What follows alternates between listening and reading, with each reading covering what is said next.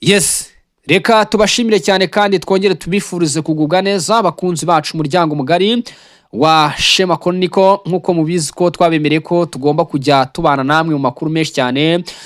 Benshi rero mwari mwiteze byinshi, tugiye kubahereza episode kuri episode, ni EP to EP mu makuru menshi mukeneye. Nababwiye nti twababikiye icyo bita inzu y'ibitabo mw'abantu mwe. Inzu y'ibitabo rero ni koromboka, azi birimo biraba, azi buri kimwe cyose, azi guhera kuri 0 kugera kuri Z. Ibi byose agiye kujya bisesengura mu buryo burambuye cyane. Intego yacu ni focus goals achievement ndetse n'icyo bita Godwin. Gahunda nta yindi ni isesengura makuru, tugiye gukora inkuru zigiye zitandukanye ziba zirimo ziragenda zibabwira byinshi cyane. Nabwiye ngo ni EP to EP. Ibiganiro tugiye kujya tunyuza hano kuri Shema Chronicle ni EP to EP, tubabwira akantu ku kandi. Ngaho murebane n'ikitwa subscribe, ubundi dukomeze kubana. Tubahaye ikaze, reka tumuzamure kuromboka, ubundi tugende tubagezaho amakuru yose gatanu kuri gatanu. Dore ko ubwo kandi tutangiye ku itariki 4 z'ukwezi kwa gatandatu, ndagira ngo nibura tugere ku itariki 15 hari ikigaragara umaze gukora. Allo Allo Allo Halo, Komera cyane. komera muvandi. Umeze utumeze ute Korombo? Neza cyane ndashima Imana. Aha, sindi buvuge ngo iminsi myinshi nkuhaye ikaze. Rwose nanjye navuga ati iminsi myinshi nanjye nakwaye ikaze.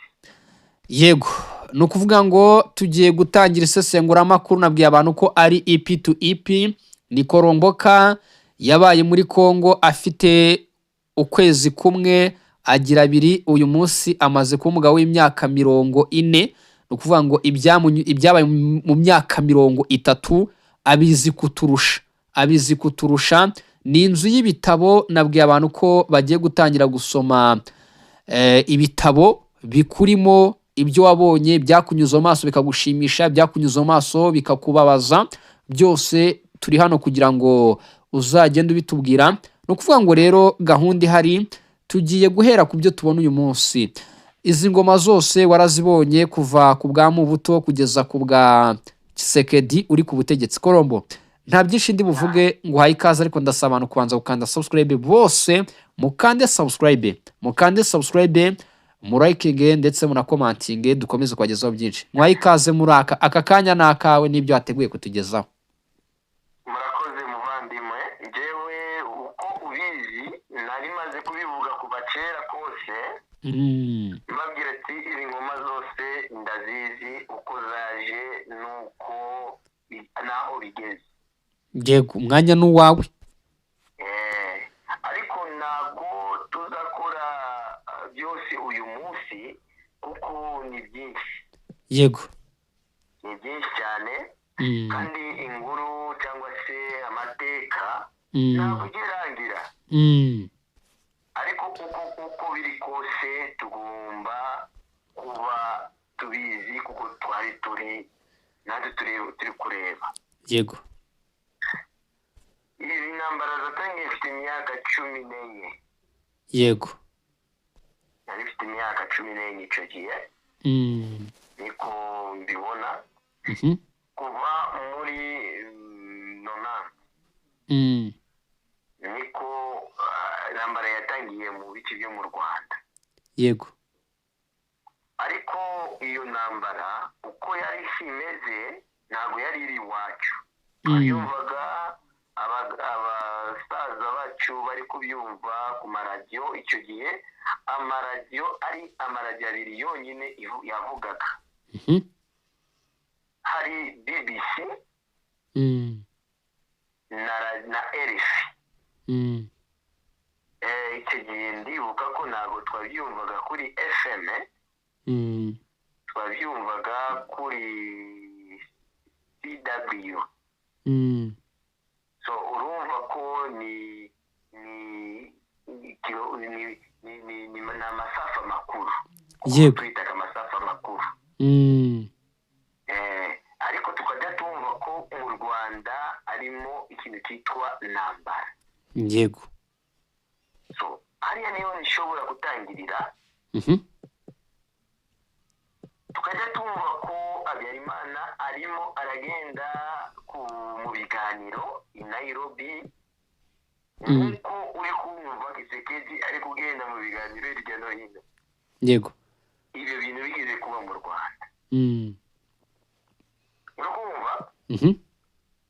Kandi reka ntangirire aho ngaho. Ndasimbuka gatoya kugira ngo tuze kugenda neza. Tugere 94. Yego. 94 haza kuza intambara ikomeye cyane, ariko mbere ya 94 93 haza kuza intambara y'inzara ku bari muri Kongo yarabagezeho, ku bari mu Rwanda nabo byarabagezeho. Yego. Hano iwacu twitaga ko ari yayote.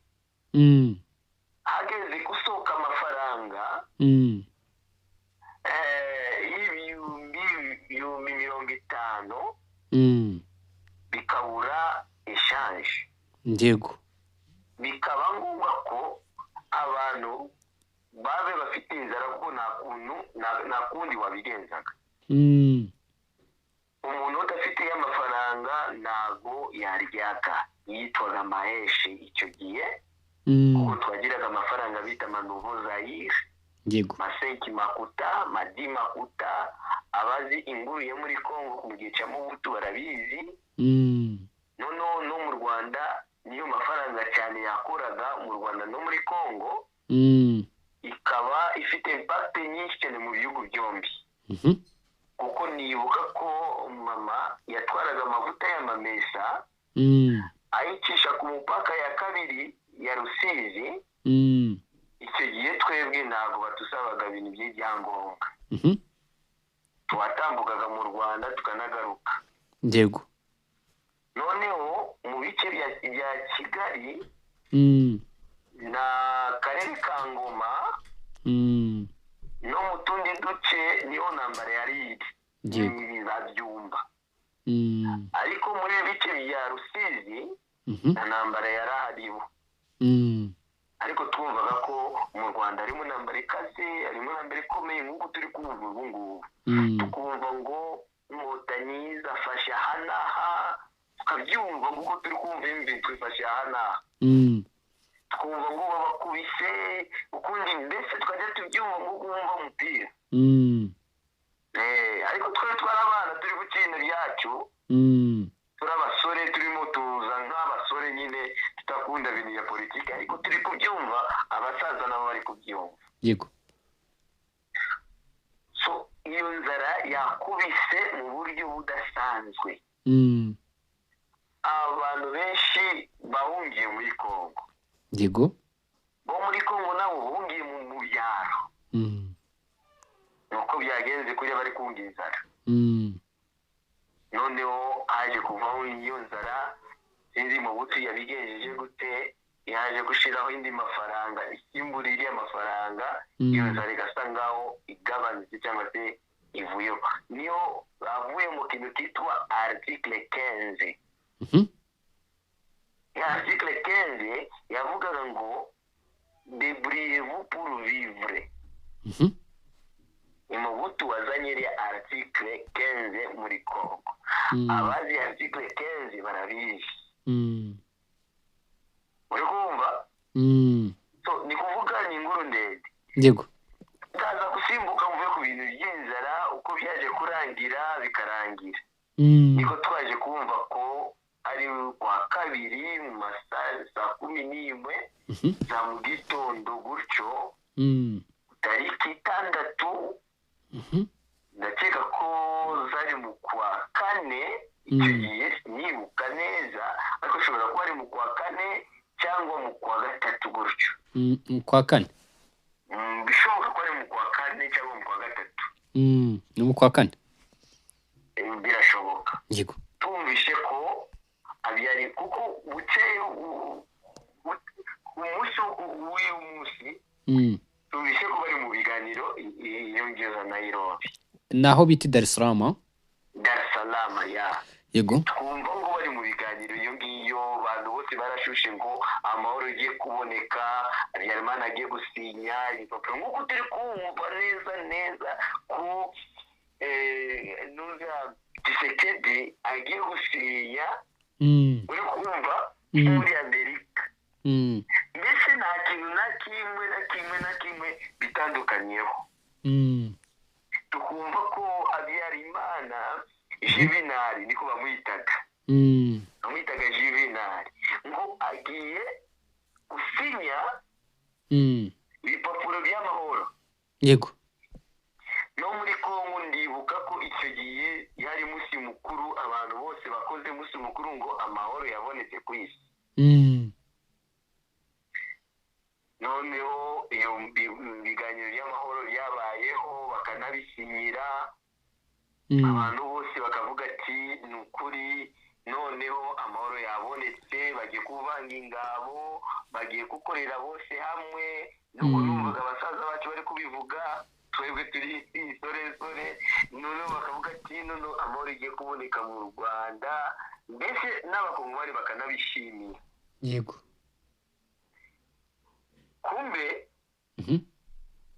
icyo gihe bukeye bwayo tuza kumva ngo indege yari itwaye abaperezida bo mu Burundi no mu Rwanda n'abandi basenateri babarashe. Kuriya dukunda kuvuga ngo ni perezida w'u Rwanda gusa, ariko n'ubu Burundi nawe yafiriyemo. Yego. Icyo gihe ndakiga ko yari Melchior Ndadaye.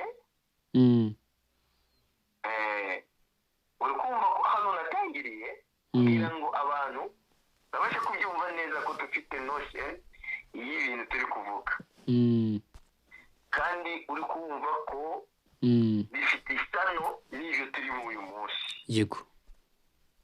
Uri kumva? Yego.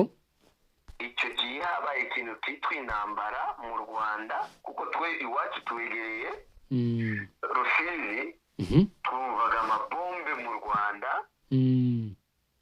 tugatangira kumva noneho abantu bari guhunga bavuye mu misozi miremire, bari kwijugunya mu Kivu, abandi bari kwijugunya muri Rusizi. Tukavuga ati ko rubona ibintu byari by'amahoro, noneho byabaye intambara ikomeye. Icyo gihe hamazeho hafi kwezi kumwe ibyo bintu byabaye. Yego. Haje kuza ikintu kitwa ibiganiro bya nuza bya ONU, bisaba Kongo ko barashaka ko habeho ikintu kitwa tirikwaje, bafungura imipaka, impunzi zo mu Rwanda zibashe kungira muri Kongo. Yego. Kuko Kongo yari yanze gufungura imipaka, yanga ko nta muntu n'uyu wo mu Rwanda uzongera muri Kongo. Icyo gihe yitwaga Zaire. Uri kumva? Ni kuvuga Mobutu yaravuze ngo ntabwo ashaka impunzi muri Kongo. Yego. Cyangwa muri Zaire. Opinion internationale harimo n'Abafaransa bakamubwira ati nibura icyo kiganiro baragikoreye ariya kuri po cyangwa se ku kiraro gihuza u Rwanda na Kongo, kandi uruhande rumwe hariho impunzi nyinshi cyane, n'urundi ruhande rwariho abasirikari bo muri Kongo, bo muri Zaire icyo gihe, Abereve na Belarus. Kuko nibuka ko General Mayenne yaje nawe hariya mu biriya bintu by'ibiganiro. Yego. Ku Rusizi hariya Rusizi ya kabiri.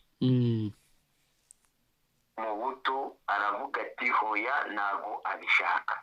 Yego. Amerika iravuga ati n'Ubufaransa. Icyo gihe Abafaransa n'Abongereza iyo babaga bari gukora bari nk'aba MONUSCO, icyo gihe bitwaga ba casque bleu, yari UN.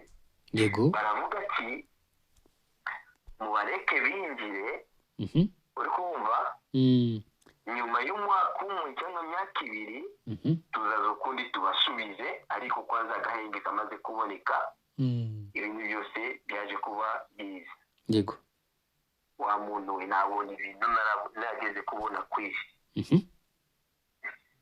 uri kumva?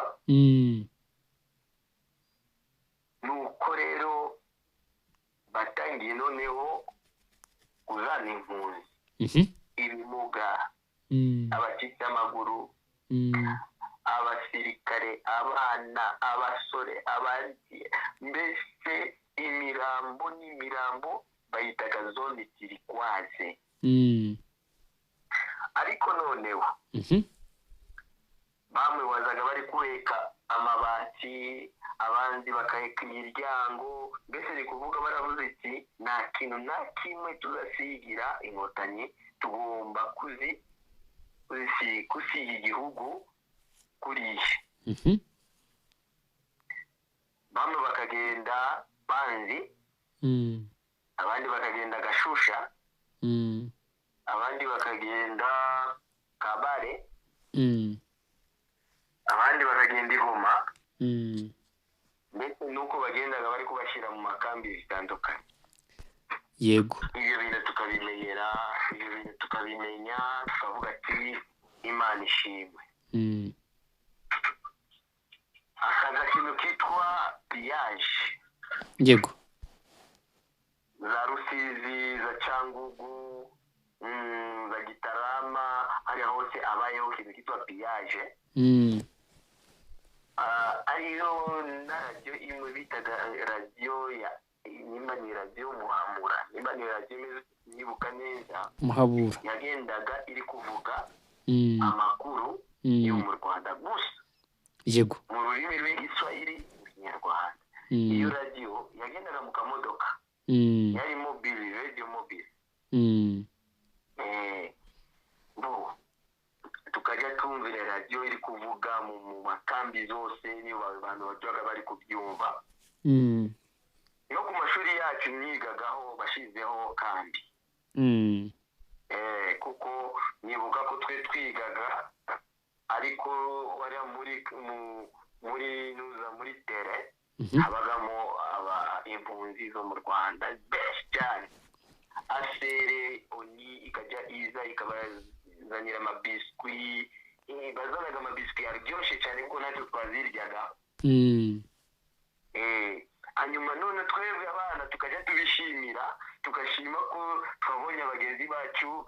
ndibuka ko icyo gihe nigeze kuva muri iwacu ngagera Mururu, ahantu bita Mururu, kuko nagiraga inshuti yanjye bita Fulgence, yabaga hariya Mururu, hariya Petrogazi. nagezeyo nasanze bose bishwe. urumva ko twese dufite ikintu kitwa ibikomere by'inshuti zacu. so bikaba ngombwa ko tubane nabo mu buriya buryo. Kongo yabakiriye neza,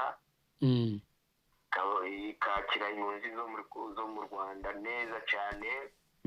habayeho abantu babaciraga umutekano bitaga abakonteja, bagashyiraho abakonteja hariya bameze nk'abadaso, niko dushobora kuvuga. noneho bagashyiraho ababerevere, bakajya babacungira umutekano hariya muri kandi ya Panzi, ya Gashusha, ya Kabare n'ahandi hose. icyo gihe 1994, 1995 yari imyaka ibiri. ku tariki 14 z'ukwa gatatu 1996 naho ruzingiye kuri twebwe. none yego turatangira kumva ngo Uvira yafashwe, turumva ngo Fizi yafashwe, Fizi yafashwe. Fizi kimara gufatwa, twebwe abari Bukavu nta kibazo, twumvaga gusa ko yafashwe, ariko tutazi ibyo ari byo. turatangira kubona Bangirima nibo bitwa Bazalendo ubu ngubu. yego yitwaga Bangirima. Ngo Bangirima barimo bararwana n'inkotanyi. Turavuga ati se inkotanyi yavuye mu Rwanda ikaba iturutse mu bice bya Uvira. Iyo bintu ntabwo byaratucanze. Tukavuga ati biriya baza bakubita mu buto bafite abasirikari bakomeye baza bakubita. Koko twabonye abasirikari bakomeye bo mu Rwanda ariho na General Kabirigi. Njyewe naramubonye guca n'amaso yanjye yambaye nuza keke na training afunze hejuru mu mukenyero. Niwe wavuze ijambo aravuga ati ubu ngubu ntambara iratangira ariya mu mujyi wa Bukavu. Yego. Aravuga ati umusore wese ufite imbaraga ashobora kuyirwanira. Bagakura umutwe witwa igihe yitwaga abandi ntabwo bitwaga abamayimayi. Hajya hitwaga abandi nini nabibutse ndaza kwibuka mu kanya. Kandi iyo mutwe yari y'abasore b'abakongomani bafashe none umwanzuro kuko mu buto nawe yaje kuvuga ati yakoze mitingi kuri televiziyo y'igihugu. Aravuga ati uyu munsi ntambara itugezeho kandi tugomba kurwana kandi tukarwana cyane nk'uko neza bimeze uyu munsi. Bitwaga Bakatuku. Yego. Bitwaga Bakatuku. Sore zikinjira mu gisirikare bakabaha imbunda bakabaha imipanga n'iki byose bakavuga ati tugiye kugura shasalome. Mu buto akavuga ati n'ikintu cyose muzumva kiri guhumeka mukitane. None tukajya tubona abasirikare bagiye kurwana bakagaruka bari kuvuga ati bateka imboka. Yego. Bateka imboka nuko byagenze kuriya tuzongera ejo kundi tubabwire ese bateka imboka byagenze bite kugira ngo bagere mu mujyi wa Bukavu. Bateka imboka tuzamenya icyo ari cyo. Yego. Urakoze cyane. Yego, ubwo rero murabyumva Kuromboka ati hari icyo wambaza nge ibibazo byanjye ndumva bigomba gutangirira aha tugeze. Mu kiganiro cya kabiri abantu tuzabaza ibibazo byinshi n'abandi bazakubaza Kuromboka by'umwihariko kuko numva ko ariho mfite ibibazo byinshi kandi bisa n'ibyo mbona mu maso yanjye uyu munsi. Gusa reka tugushimire cyane, urakoze. Yego, namwe murakoze. Yego. Aha, ni ikiganiro rero kirambuye cyane kandi tumenye byinshi dusobanukirwe ese intambara ishingiye ku cy'uyu munsi abana turimo kubona tukavuga tuti intambara bite zarangira gute. Si breaking news gusa ahubwo tugomba no kumenya aho biva naho bijya. Nabwiye nti iyi ni inzu y'ibitabo tubitse kandi tugomba gusomamo amateka tukayamenya ndetse kandi turatangiye ni epi to epi. Ndatekereza ko iyi ni episode ya mbere duhereyeho kandi tugomba kuvugaho byinshi tunavuzeho byinshi cyane. Kuromboka ndagushimiye.